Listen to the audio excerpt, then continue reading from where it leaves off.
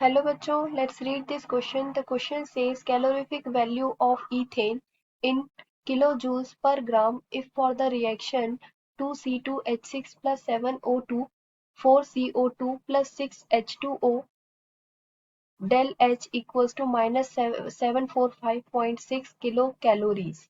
Okay, तो इस question में हमें बोला है कि जो कैलोरीफिक वैल्यू है इथेन की किस यूनिट में आएगी, किलो जूल्स पर ग्राम। अगर रिएक्शन अगर हमारी ये रहेगी तो द चेंज इन एंथैल्पी की वैल्यू यहाँ कितनी है, -745.6 किलो कैलोरीज है।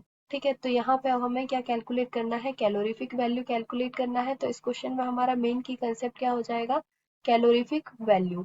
So here we write the key concept of this question is key concept, that is calorific value. Calorific value. For calculating the calorific value, first we know about what is calorific value. So here we write the calorific value is the amount of heat is amount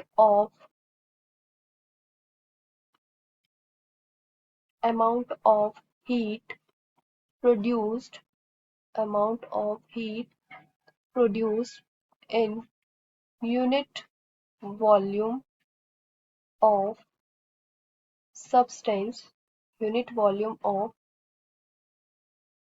substance by combustion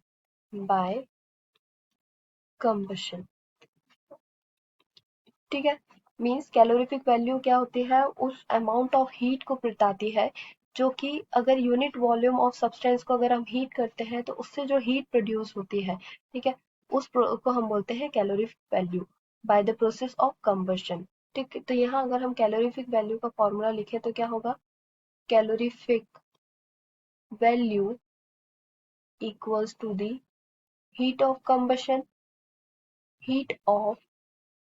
combustion upon molecular weight of substance molecular weight of substance molecular weight of substance। ठीक है, तो हमारी reaction क्या होगी, यहाँ हम reaction देख लेते हैं।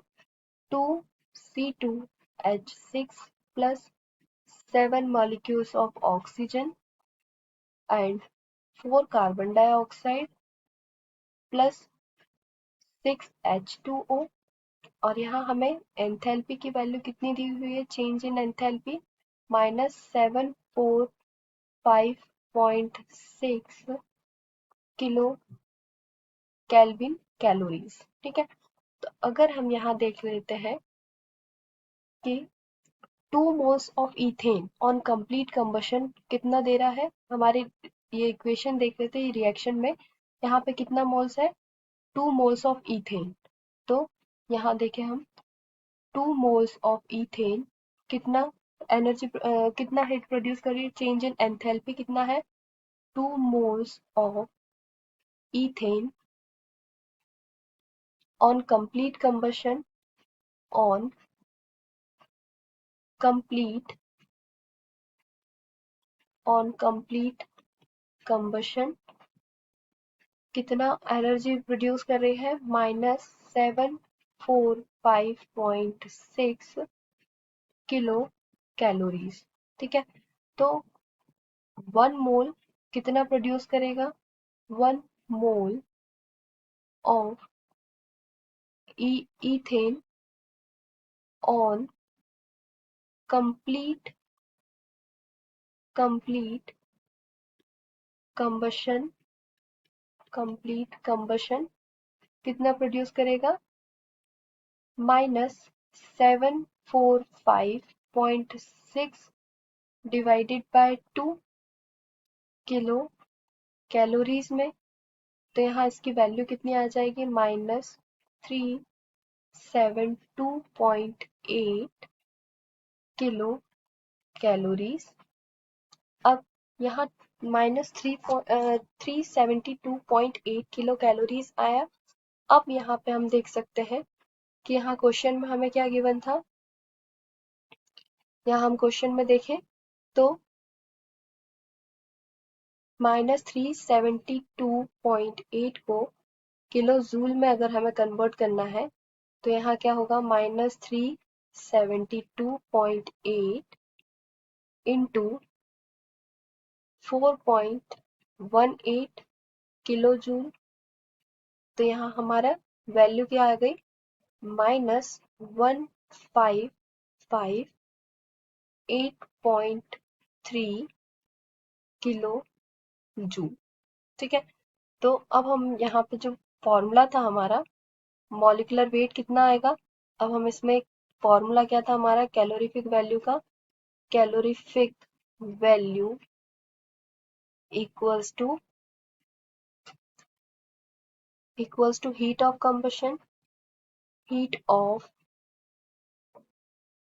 Combustion, heat of combustion divided by molecular weight, molecular weight of substance, molecular weight of substance.